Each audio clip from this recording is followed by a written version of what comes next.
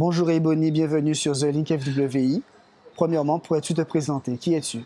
Bonjour Emeric, ça me fait plaisir que vous me receviez aujourd'hui.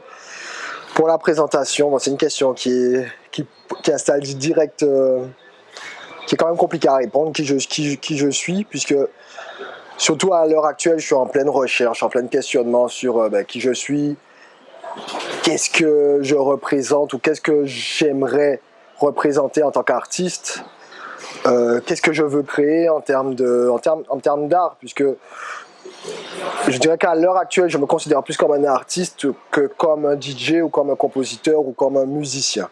Je me rends compte que je suis inspiré, j'ai envie de créer, je suis un créatif. Donc je ne pourrais pas me présenter aujourd'hui en disant je suis un DJ ou je suis un compositeur. C'est la chose que je suis en train d'exercer à l'heure actuelle. Je suis en train d'exercer dans le milieu du DJing, de la composition, de la production musicale, aussi de la scène aussi. Je fais beaucoup de prestations et de performances scéniques où je regroupe à peu près toutes les cordes de mon arc. Donc je dirais aujourd'hui Ebony, ou en tout cas Ebony c'est un projet artistique dans lequel je mêle composition, DJing, chant, collaboration avec d'autres artistes, beaucoup de prestations scéniques où je me donne, où je crée des shows. Voilà, je crée vraiment des shows autour de Ebony et aussi autour du concept que j'ai qui est la ZWAP. Donc voilà, c'est un projet que je mène à l'heure actuelle et qui prend beaucoup de mon temps et que je fais avec passion. Donc en 2017, tu sors ton premier EP, Floating on Exciting Waves, qui signifie en français flottant sur des vagues excitantes. Est-ce que tu souhaitais faire voyager le public en mêlant plusieurs styles musicaux? Donc peux-tu nous en parler? Tu as bien introduit, la traduction française n'est pas exacte parce que c'est pas excitante, mais plus c'est inspirante. Voilà, des vibes inspirantes et par l'inspiration, ça crée une certaine excitation. Donc vraiment, c'était de faire voyager le public de la même manière que j'ai pu voyager grâce à ces vibes que j'ai pu prendre en voyageant, en écoutant aussi la musique d'ailleurs, en me laissant inspirer par des amis, par des connaissances, par des rencontres. Et tout ça, ça m'a nourri, ça m'a émulé. Il y a une émulation forte en moi qui m'a poussé à créer quelque chose qui était dans le sens de mes inspirations du moment. Et ça a donné Floating on Exciting Waves, qui pour moi c'est mon seul EP qui à l'heure actuelle est disponible sur toutes les plateformes, mon seul EP qui est sorti, et c'est le projet dont je suis le plus fier en termes de création artistique, création musicale, création d'ambiance, et de recréer une ambiance, un univers musical sonore en 4 titres. C'est ça que j'ai essayé de créer avec peu de paroles, peu de textes, mais beaucoup de sons planants, de vibes. Voilà, vraiment une vibe du début jusqu'à la fin. Et cette idée de vibe, de voyage, le public m'a fait comprendre que j'ai réussi à la créer, qu'ils l'ont ressenti en tout cas. Donc je suis fier de ce projet et je travaille à l'heure actuelle sur d'autres projets qui seront encore dans cette continuité, puisque ce projet installé, selon moi, quelque chose qui fait partie de mon ADN, c'est le voyage. Et même sans bouger forcément, je veux faire voyager par ma musique. Donc on a bien vu, tu varies les styles musicaux. Tu peux passer du hip-hop à l'électro, en passant par afrobeats, dancehall. Donc comment qualifierais-tu ta musique et quelles sont tes influences musicales? Mes influences, tu les as bien définies. Ça passe du hip-hop au compas, ça peut être de la soca, au zouk, à l'électro, à la musique house. Donc c'est des influences variées. Je ne me mets pas de limite sur mes influences, sur mes inspirations, puisque pour nous, on doit être des êtres ouverts, surtout en tant qu'artiste, qui sont presque des éponges en fait. Il ne faut pas se fermer un style en se disant « Ah, ça me ressemble pas » ou « Ça, je ne suis pas habitué ». Il faut juste écouter, prendre ce que tu as à apprendre ou apprendre ce que tu as à apprendre d'un style. Ou même ça, on parle de styles musicaux, mais ça peut être de personnes, de rencontres, ça peut être aussi de découvertes. Donc je dirais que mon style musical, je ne le définis pas, je ne le pose pas en soi en disant c'est ça. C'est un mélange d'influences et il évolue en fonction du fait que moi j'ai décidé aussi d'évoluer constamment, de me laisser influencer constamment et inspirer. Donc ça évolue. Et il y a juste un truc que j'essaie d'établir, mais il est comme moi aussi, il est instable, même si il n'y a pas de définition propre, c'est la ZWAP. La ZWAP pour moi qui est plus qu'un style musical, c'est un mouvement qui a pour volonté juste d'élever la fierté ou l'estime de soi des Caribéens, des Antillais, donc des Guadeloupéens sur une échelle un peu plus petite, de l'échelle qui nous concerne directement, des Guadeloupéens, avec le fait de prendre conscience que on a des richesses musicales, des richesses culturelles, et que nous sommes des personnes ouvertes par notre situation démographique et géographique, nous sommes des personnes ouvertes au monde, donc allons embrasser notre culture et embrasser ce qui se fait et essayer de créer quelque chose qui nous ressemble et qui nous plaît. Voilà. Qu'est-ce qui t'inspire pour créer un son, une vibes? Je me laisse beaucoup. En fait, ce processus d'inspiration, je n'ai pas encore totalement saisi. Je pense qu'il est difficile à saisir, mais il y a un truc que je sais qui est évident, c'est que la musique en elle-même m'inspire, d'écouter beaucoup de musiques différentes, de rencontrer des artistes qui vont me parler de leur processus de création, qui vont me faire écouter des maquettes qu'ils ont, entendre quelqu'un chanter, écouter la radio tout simplement aussi, ça peut m'inspirer dans le fait où je peux être surpris. Pour moi, le mieux pour être inspiré, c'est d'être surpris, d'avoir quelque chose de un peu, pas dissonant, je dirais pas dissonant, mais qui va dans un sens inverse de du sens duquel je m'attendais que les choses aillent. Être surpris, être étonné, c'est quelque chose de fort et d'inspirant. Donc ça, je le sens directement, j'en suis conscient pour la musique. Après, je dirais que si je pousse un peu la chose plus loin, je pense qu'il y a tout qui inspire les rencontres, sur beaucoup les rencontres, les conversations, les moments seuls aussi, les moments seuls de réflexion. Je pense que ça m'inspire beaucoup de passer du temps seul, de réfléchir, d'écrire aussi, d'écrire des choses. Et ce qui est bien, c'est que c'est pas un processus instantané. Je vais pas être inspiré et avoir sortir quelque chose. Peut-être une semaine après, ça peut être un mois, ça peut être un an. Une émotion va revenir d'un moment, d'une rencontre ou d'une musique, et je vais commencer soit à composer, à écrire. Donc ça, c'est un processus qui est plus naturel, organique. Mais il y a le processus aussi plus je dirais professionnel, parce que c'est plus le fait de vouloir créer, de vouloir en vivre, qui pousse à aller dans cette direction de création. C'est le processus où je m'assieds devant dans mon studio, dans mon home studio, et je me dis il faut que tu composes. Donc je vais aller prendre des influences à droite à gauche, je vais me dire ah ça c'est pas mal, ou tu as déjà fait ça, qu'est-ce que tu peux apporter de plus à ça, et là l'inspiration va venir au final, puisqu'on se met dans une posture où on veut avancer. On doit pas, mais on veut avancer, on veut créer. Donc je laisse un peu les deux formes d'inspiration me travailler, je dirais, c'est plus celle qui me travaille. Soit me laisser inspirer et peut-être ne pas composer pendant peut-être une semaine, ça peut arriver, une semaine, même plus, 2 semaines. Et après, naturellement, je vais être poussé à composer, poussé à écrire, poussé à créer. Ou je me laisse influencer par cette manière de voir les choses, et je me laisse aussi influencer par la manière en me disant allez vas-y bouge-toi le cul là, il faut que tu travailles, il faut que tu crées quelque chose, et ça aussi ça donne des résultats. Donc il y a les deux formes d'inspiration que je respecte et que j'admire. Le mouvement se nomme ZWAP. Peux-tu nous expliquer ce que ça signifie et nous en parler plus en détail? Je reviendrai quand même sur ce que j'ai déjà dit, puisque c'est pas quelque chose de figé, c'est un mouvement ou un concept naissant. Et en soi, pour moi, le mieux, c'est de ne pas figer les choses, puisque moi, j'arrive avec ce nom qui a été trouvé par une de mes collaboratrices et une de mes meilleures amies, Ngabi, qui est photographe, et c'est elle qui fait tous mes visuels. C'est elle qui a trouvé ce nom. Et c'est vraiment parti d'un délire, d'un délire tout simplement. Et de ce nom, en fait, comme si on a trouvé un nom à un mouvement qui était déjà existant, qui est existant sur Paris. Par exemple, avec des personnes comme Mantis One Blaze, Young Fizz quand il était toujours sur Paris, avec The Love, avec Bled Mikey qui est ici. C'est des gens qui s'approprient leur culture et qui la revendiquent et qui la modifient, qui se laissent inspirer aussi par d'autres œuvres, d'autres styles musicaux qui viennent d'ailleurs, et qui, tout en gardant leur empreinte caribéenne, changent un peu leur façon d'être caribéens, ou définissent leur propre façon d'être caribéens, au-delà des stéréotypes, au-delà aussi de la façon dont nos sociétés évoluent, de toutes les critiques qu'on peut lui apporter, mais vraiment en se disant que ce soit critiquable ou pas critiquable, ou même valorisant, je veux être qui je suis, je veux être le caribéen que je suis. Et il y a un concept qui est pas mal et qui est en plus dans l'air du temps, puisqu'il y a une soirée qui a été organisée autour de ce concept, qui est néo-caribéenne. C'est ça, c'est se redéfinir en s'acceptant. Donc c'est un mouvement, c'est un concept, c'est un style musical, c'est quelque chose qui est dans l'air en fait. Et on a mis un mot parce qu'on aime bien mettre des mots et que le mot est marrant aussi, et il est très créole. Zwap, ça fait très créole. Donc on a mis un mot aussi pour revendiquer d'une manière un peu plus, je dirais pas organisée, mais plus symbolique. C'est comme un symbole pour dire voilà, je suis caribéen, je suis Zwap, ce que je fais c'est Zwap. Et ça va être amené à évoluer, ça va être amené à grossir, et je le prends pas comme mon concept, en mode c'est moi qui l'ai inventé. Non, je prends juste que c'est un mot qui veut dire quelque chose que quelqu'un appellerait différemment, mais qui vit la même chose, Je sais pas si toi tu sens à peu près aussi cet essor dans... Oui, il y a une révolution. Voilà, exactement.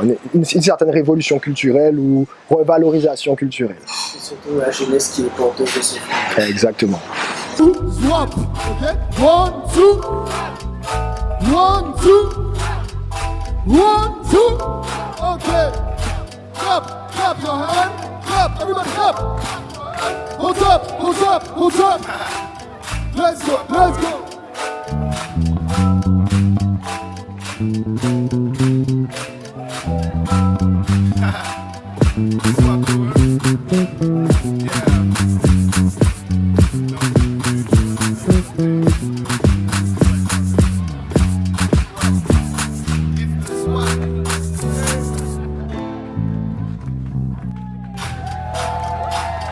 Récemment, tu as remporté un concours de Refix pour Afropunk et Fiesta du Sud. Peux-tu nous en parler? C'est une très belle question puisque ce concours a propulsé ma carrière artistique, propulsé mon art, propulsé ma confiance en moi, propulsé mon entourage et ma fanbase, je dirais. Tout simplement dans le fait où j'étais face à une situation simple. Hein. Je devais soit faire le choix d'accepter d'être vulnérable et de me mettre aux yeux du monde, ou en tout cas des gens qui me connaissent en tant que personne vulnérable, c'est-à-dire personne qui vient demander de l'aide et dire « j'ai besoin de vous, je suis un jeune artiste, j'ai besoin que vous m'aidiez, que vous me souteniez », ou soit faire le choix de rester dans ma position de confort qui est « moi ça, mon café tout seul, ce que je fais c'est tout seul, je suis indépendant à 100%, j'ai pas besoin des autres pour avancer ». Et en tant que position artistique, nous, on a une indépendance en tant qu'artiste, une indépendance qui est vitale. Et tous les jours, j'ai à affirmer cette indépendance, que ce soit au niveau de ma famille, des organisateurs de soirées, de mes amis, de mon entourage, de la presse, des médias. C'est une certaine indépendance qu'il faut qu'on garde pour qu'on continue à être inspiré. Il y a beaucoup d'artistes qui se perdent parce qu'ils perdent cette indépendance. C'est aussi l'indépendance vis-à-vis financière. L'indépendance financière, pour ne pas avoir à faire des choix que tu regrettes ou qui ne sont pas dans la direction de ton art. Par exemple, faire un son où tout le monde sait que c'est cramé, que c'est commercial, que tu l'as fait pour les thunes, et artistiquement, tu n'as rien tiré, tu n'as rien apporté. Donc tout ça, c'est une question d'indépendance. Donc, par rapport à cette question d'indépendance, je me disais, est-ce que demander, c'est pas renoncer à mon indépendance, ou c'est pas finalement seulement renoncer à son ego, quoi, son ego d'artiste aussi, parce qu'on a un ego. Donc au final, j'ai lutté beaucoup avant de participer à ce concours. C'est une amie qui m'a proposé ce concours, elle s'appelle Frida, elle m'a dit vas-y, tu as tes chances de remporter. J'ai dit oui, j'ai mes chances, mais ce concours, il se base sur le vote du public. C'est pour ça que je parle de demander de l'aide. Il fallait récolter le plus de votes pendant 5 jours. 5 jours, on devait être acharné sur la communication, montrer à notre communauté qu'on a besoin d'eux. C'est quelque chose que j'avais jamais fait. Donc j'ai souvent dit non, le Parlement m'a relancé 2-3 fois, et c'est la 3e fois où j'ai dit bon vas-y, j'ai fait un lâcher prise, j'ai dit je fais ce concours, que je gagne, que je perde, je vais y aller. Et moi j'aime aller à fond dans ce que je fais, vraiment à fond. Donc une fois que j'avais pris la décision de participer au concours, là j'étais intensément dans le sujet du concours, j'ai sollicité toute la communauté et un grand merci à tous ceux qui ont voté pour moi, qui m'ont soutenu, qui ont repartagé et c'est quelque chose qui est gratuit au final de soutenir un artiste en repartageant, en votant pour lui, mais ça demande quand même une disponibilité. Donc j'ai sollicité cette disponibilité, j'ai eu un bon retour, les gens m'ont soutenu, ça m'a fait vraiment plaisir et arrivé un moment où j'avais lâché prise en me disant de toute façon, là, tu es dans une position de vulnérabilité, tu as fait le pas vers ton public, en tout cas vers les personnes qui sont autour de toi. J'étais en mode que je gagne, que je perde ce concours. Ce que je retiens, c'est qu'il y a des gens qui sont là pour moi et qui me soutiennent et qui apprécient ce que je fais. Et j'ai gagné. J'ai gagné le concours grâce au vote, grâce aussi aux œuvres que j'ai proposées, parce que c'était aussi autant les votes du public comptaient, mais aussi la qualité de ce qu'on propose, mon travail artistique. Et c'est le jury d'Afropunk qui est composé des fondateurs qui ont voté pour moi en disant lui c'est quelqu'un qu'on veut. Et ça m'a touché aussi, donc j'ai été totalement touché et ce que ça m'a permis d'avoir, c'est la confiance en moi pour aujourd'hui déjà être là en interview, d'être en Guadeloupe et de présenter mon travail sur 2 festivals géniaux qui sont Néo-Caribbean et Mabouika Festival, excellent festival. Donc voilà, tout est parti de ça et c'est marrant parce que c'est très récent, ça s'est fait en juillet et ma carrière artistique, je dirais qu'elle a commencé... Elle a toujours été là, et ça fait 10 ans, mais c'est maintenant que ça prend des proportions, je dirais, un peu plus larges, où j'ai une meilleure exposition, j'ai de belles scènes, on me propose de belles scènes, où je fais de beaux shows, donc je suis très satisfait et c'est encourageant. Et combien de personnes participaient à ce concours? Combien de DJ ont participé? Oh, il y avait une quinzaine, je dirais, environ une quinzaine de DJ. Et direct, ce festival premièrement Afropunk, ça m'a mis mais dans le contexte de festival. Et ce qui est un peu étonnant, c'est que j'ai commencé en tant que DJ, je fais plusieurs choses, je produis aussi, mais j'ai commencé en tant que DJ vraiment en tant que DJ, ça a été ma première carte. Et je voyais que l'aspect des soirées, les soirées ou des bars, des restaurants, des ambiances un peu plus minimalistes ou moins de personnes et aussi une certaine attente vis-à-vis de l'artiste ou du DJ. Et les festivals, c'est totalement autre chose. C'est presque une scène ouverte à l'expression de l'artiste. C'est pour ça que aussi ça m'a permis d'aujourd'hui, cette interview-là, je n'aurais pas fait peut-être en juin. Je ne me serais pas présenté en tant qu'artiste. Puisque ça te donne une scène en fait. Tu as une scène, c'est une scène, il y a des gens devant toi et tu peux créer. Tu peux habiller ta scène, tu peux ramener du monde, tu peux faire jouer avec des instruments, tu peux te déguiser, tu peux faire des jeux de lumière, tu peux raconter un conte, tu peux mettre comment ça s'appelle, moi j'aime bien mettre des introductions avec des voix qui racontent une histoire. C'est une scène ouverte et c'est tellement beau et je pense que ce qui est en train de se passer en Guadeloupe, en tout cas quand j'y suis, c'est que je vois que les gens prennent conscience que ces scènes ouvertes-là, c'est ça qui fera vraiment une culture forte et qui permettront aux gens de s'exprimer, qui permettront aux gens aussi de recevoir des messages. Je ne critique pas une soirée, les soirées dans lesquelles on va en discothèque, c'est pas une critique, j'apprécie, mais c'est pas la même démarche et il faut qu'il y ait plusieurs démarches. La démarche soirée, je viens danser sur des morceaux que je connais, sur une vibe un peu automatique. Je vais me mettre en mode automatique. Et d'autres scènes où je vais plus être en mode je reçois en tant que public. Je reçois, je viens découvrir, je viens apprécier, je viens moi aussi créer des connexions dans mon cerveau qui me permettront d'évoluer en tant qu'être humain ou en tant qu'artiste. Donc ces scènes-là en Guadeloupe, c'est très important. Il y en a toujours eu. Maintenant, ça commence à de plus en plus tenir à cœur aux jeunes. Il y a beaucoup de jeunes qui s'investissent dans ces scènes. Et je trouve que c'est magnifique. Et c'est magnifique. This thing right here. Hey, buddy.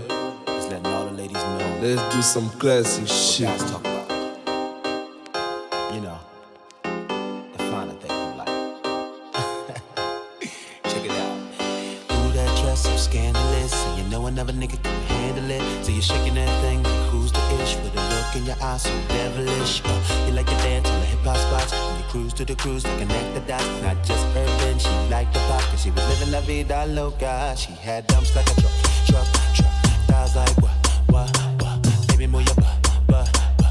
I think I sing it again. She had dumps like a truck. Thighs like what? All night long. On sait que ta carrière prend un essor intéressant. Donc, tu as déjà mixé dans combien de pays? Est-ce que tu t'en souviens? Je me souviens de chaque pays, mais j'ai pas compté.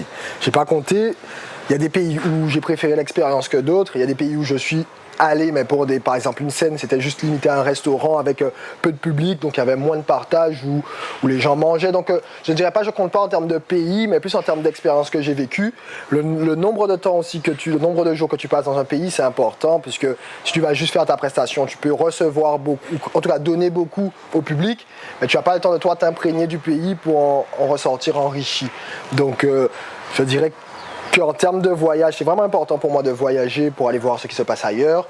Et ce qui est bien, c'est que comme je suis basé à Paris, je suis guadeloupéen mais basé à Paris, ça m'a fait presque comme si c'était une escale en Guadeloupe, de passer en Guadeloupe en mode c'est pour ton show.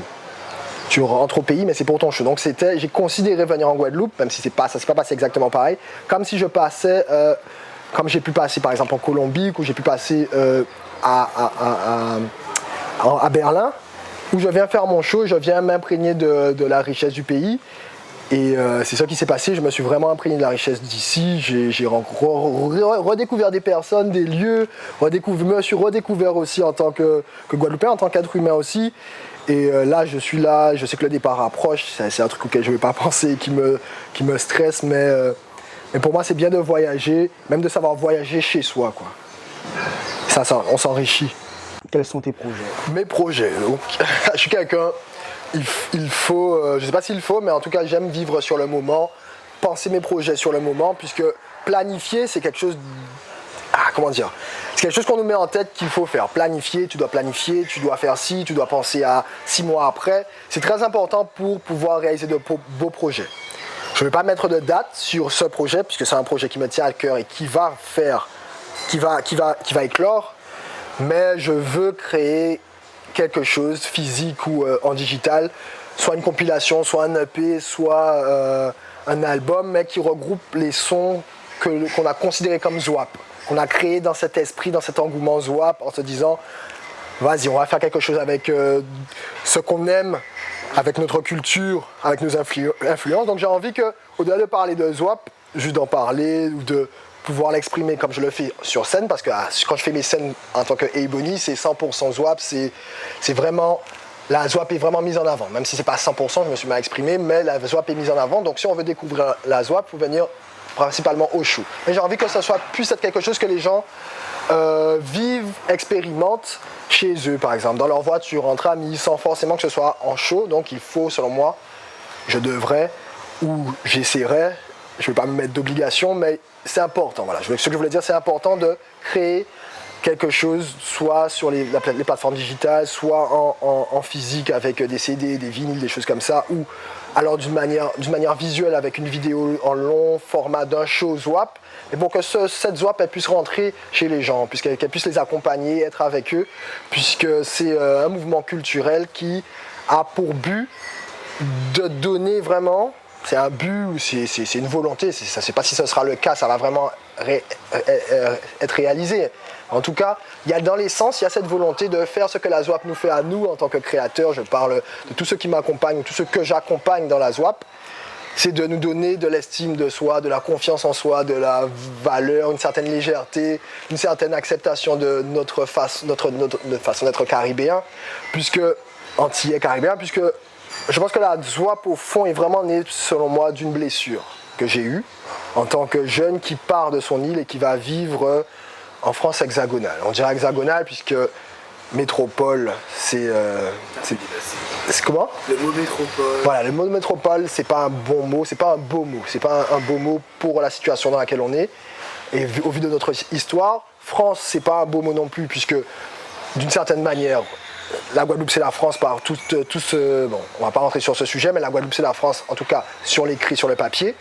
Donc je dis France hexagonale. Quand je suis arrivé là-bas, j'ai vu une certaine différence, voilà. On m'a rappelé ma différence vis-à-vis de la culture de là-bas, de leur façon de voir les choses, de leur façon de s'exprimer, de leur façon de manger, de leur façon d'être amis, de leur façon d'aimer, c'est vraiment tout, voilà, c'est tout. Il y a des choses qui nous rattachent, il y a des choses qu'on a pris, je sais pas sous quelle forme, comment, c'est au vu de l'histoire, au vu aussi des années après l'esclavage, on a hérité de certaines choses, bonnes, mauvaises, on va pas rentrer dans le débat. Mais j'ai vu cette fracture qui m'a déchiré intérieurement et qui m'a fait me poser énormément de questions. C'est comme si j'avais ouvert une porte que je ne pouvais plus refermer. Où la conscience de moi était différente. Je devais me reconstruire. Voilà, on parle de reconstruction. Je devais me reconstruire. Et par en fait l'art, par la culture, par la musique, je me suis reconstruit. Et c'est pour ça que je peux parler comme ça. Bien, je peux parler avec aisance de ce que je suis, de ce que je veux, de ce que je veux apporter, donc de mes défauts, de mes qualités, puisque je me suis reconstruit et c'est grâce un peu à la Zwap, en tout cas à la richesse caribéenne, à la richesse d'être antillais que je me suis reconstruit et que je continue à me reconstruire. Donc c'est ce qu'on veut apporter, comme Kassav l'a fait, en sachant qu'avec le Zouk, c'était un phénomène d'abord qui a touché les Antillais. Ils étaient super fiers d'avoir Kassav, d'aller dans les salles à Paris, voir Kassav, vivre Kassav, puis de voir Kassav éclore et conquérir le monde en soi. Et c'est une belle conquête, puisqu'il y a eu des conquêtes du monde qui ont été vicieuses, qui ont été sales, qui ont été sanglante. Nous, c'est une conquête culturelle par le cœur, par l'amour, par le partage. Donc, c'est dans ça c'est à ça qu'on travaille. Et je ne veux pas non plus qu'on rentre dans une espèce de psychose de il faut réussir, il faut être successful, il faut se saigner, il faut se faire du mal. Non, c'est quelque chose qui est dans l'air, qui naturellement se construit. On le voit avec nos générations, avec notre génération. Donc, vivons-le, en profitons, faisons de belles expériences et gardons un contact très proche entre nous parce que c'est ça qui va nous permettre d'évoluer. Donc, où on peut suivre ton actualité? Sur quels réseaux sociaux? Je dirais que le plus important pour moi, c'est que tous les gens qui regardent comprennent qu'il faut venir au show. Il faut venir au show, il faut venir aux prestations, il faut venir rencontrer les artistes là où ils s'expriment. Puisque les réseaux sociaux, c'est La question c'est où on peut me suivre. On peut me suivre sur tous les réseaux sociaux. C'est vraiment on peut me suivre et c'est avec plaisir que je vous invite à venir rentrer dans mon univers des réseaux sociaux. Mais l'idée c'est que j'essaie de plus en plus de faire des réseaux sociaux une zone d'expression. Comme j'arrive à faire de la scène une zone d'expression. Donc pour moi la scène d'expression ou la scène de rencontre ou le lieu de rencontre le plus fort c'est en live. En live, venez en live, venez nous voir en live, venez aller voir les artistes que vous appréciez. Dont vous respectez le travail en live. Après, sur les réseaux sociaux, c'est vrai que c'est une partie qu'on essaie de montrer avec des stories, des photos, des captions qu'on appelle des petits textes. Mais les choses, c'est le plus important. Aussi, acheter le merchandising, soutenir l'artiste par différents moyens, puisque, comme je disais, je reviens au début de l'interview par rapport à cette indépendance. Quand on passe par des canaux comme des réseaux sociaux, particulièrement Instagram, Facebook, on est soumis, nous artistes, à leurs règles. Et leur règle, c'est la règle du profit. C'est simple, c'est la règle du profit, c'est la règle de te forcer d'une certaine manière à faire de la promotion. Donc je dirais, venons sur ces réseaux sociaux, on y est, nous artistes, j'y suis, Lazo Pillé, tous mes collaborateurs y sont, Mathis One-Blaze, Love, Ingabi, tous les gens qui me donnent la force, puisque j'ai la chance de faire cette interview, mais il y a énormément de personnes avec qui je travaille, qui travaillent avec moi, je travaille avec eux. Donc suivez-nous sur les réseaux sociaux, venez à nos shows, c'est important, mais allons-nous trouver un moyen quand même aussi de se valoriser, de se donner la force sans être dépendant de ces plateformes. Voilà.